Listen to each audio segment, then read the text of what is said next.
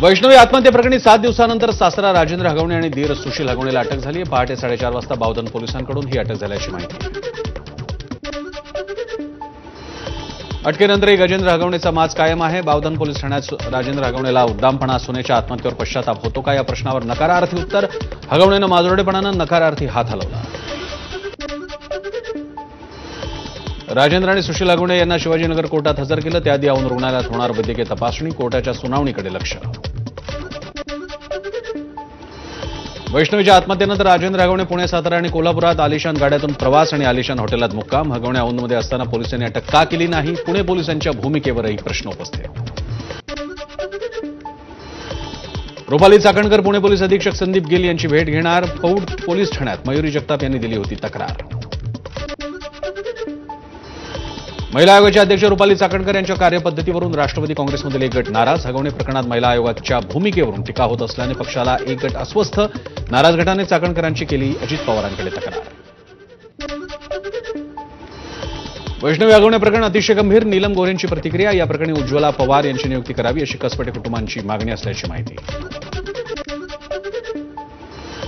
हगवणे कुटुंबियांचं वकीलपत्र कोणी घेऊ नका, राष्ट्रवादीच्या रोहिणी खडसेंची वकिलांना विनंती। 6 जूनला तारखेनुसार होणारा शिवराज्याभिषेक सोहळा बरखास्त करा, संभाजी भिडेंचं वक्तव्य। तिथीप्रमाणे छत्रपती शिवाजी महाराजांचे सर्व कार्यक्रम पार पडले पाहिजेत, संभाजी भिडेंची मागणी। रायगडावरील वाघ्या कुत्र्याची समाधी हटवू नका, संभाजी भिडेंचं पुन्हा एकदा वक्तव्य। एक स्वतंत्र इतिहास संशोधक मंडळ स्थापन करून त्याबाबत निर्णय घ्या, राजकारण नको, संभाजी भिडेंची मुख्यमंत्र्यांकडे मागणी।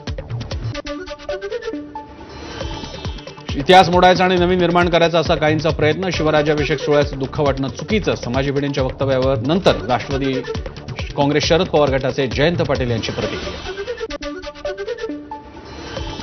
छत्रपती शिवाजी महाराजांच्या राज्याभिषेकाबाबत विकृत वक्तव्य करणाऱ्या संभाजी भिडेंसंदर्भात कारवाई करा, मराठा क्रांती मोर्चाची मागणी। जर कारवाई केली नाही तर मराठा क्रांती मोर्चा भिडेंचा बंदोबस्त करणार, समन्वयक धनाजी साखळकर यांचा इशारा। मंत्री छगन भुजबळांनी स्वीकारला अन्न आणि नागरी पुरवठा विभागाचा पदभार, तर मंत्री अतुल सावेंकडे सोपवण्यात आला दिव्यांग कल्याण विभागाचा अतिरिक्त पदभार। मुंबईत पालिका निवडणुकीसाठी भाजपकडून मिशन 150 राबवलं जाणार। मुंबई महापालिका जिंकणं हा भाजपचा प्रयत्न। युतीमध्ये असताना अनेक वर्ष होती शिवसेनेकडे सत्ता।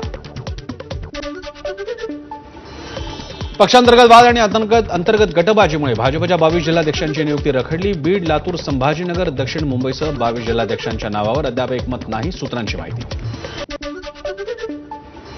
राष्ट्रवादी काँग्रेस शरदचंद्र पवार पक्षाचे प्रदेशाध्यक्ष जयंत पाटील आणि भाजप प्रदेशाध्यक्ष चंद्रशेखर बावनकुळे यांची मुंबईत भेट।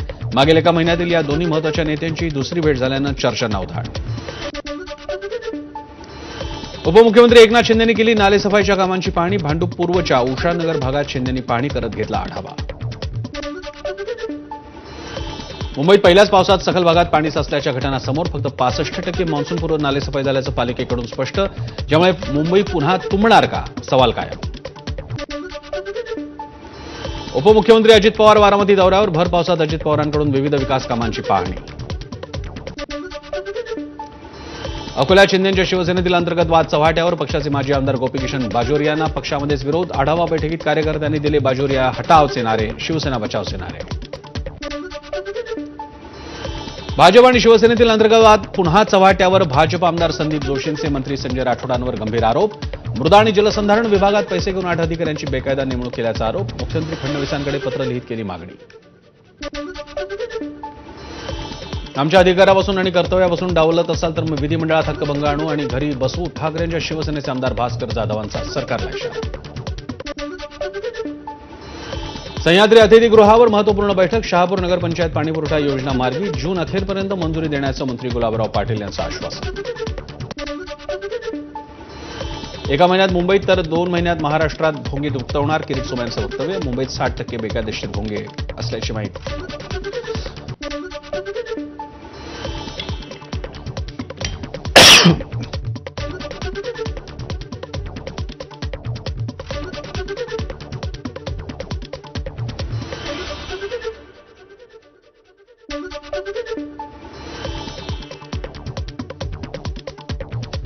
राज्यातील पोलीस उपायुक्त अधीक्षक पदावरील 21 आयपीएस अधिकाऱ्यांची गुरुवारी बदली, गृह विभागाकडून बदल्यांची यादी जाहीर।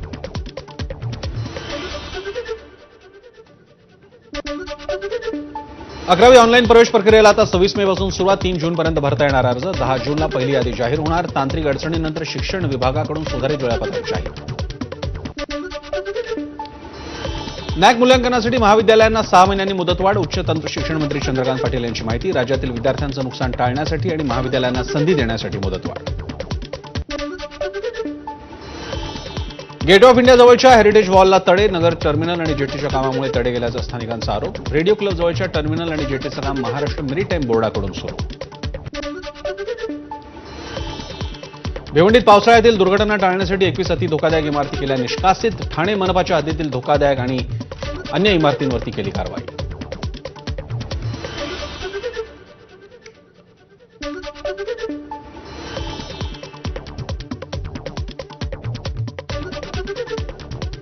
धोकादायक इमारतींवरती केली कारवाई.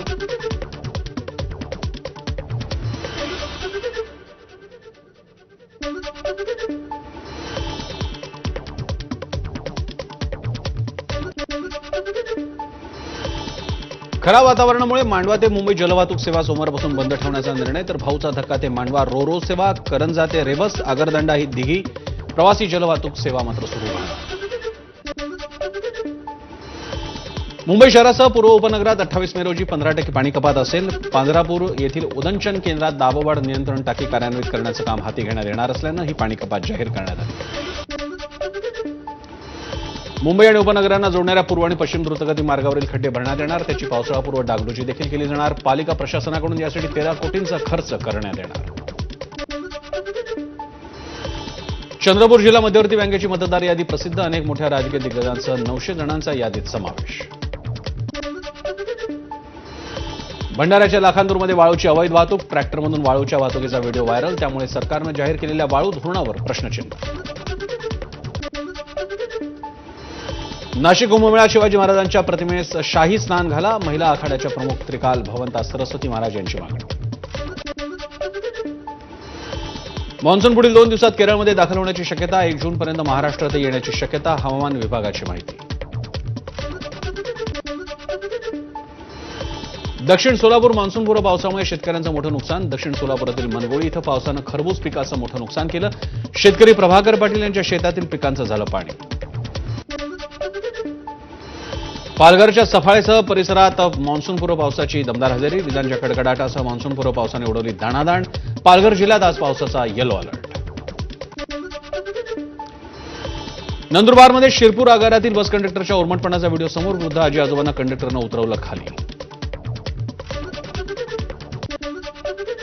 नवी मुंबईत अजब अपघात. गाडी चालवताना हृदयविकाराचा धक्का. हृदयविकाराच्या झटक्यामुळे कार चालकाने एकाला उडवलं. यात एकाचा मृत्यू. 15 मिनिटं हृदय बंद पडूनही कार चालकाचे वाचले प्राण.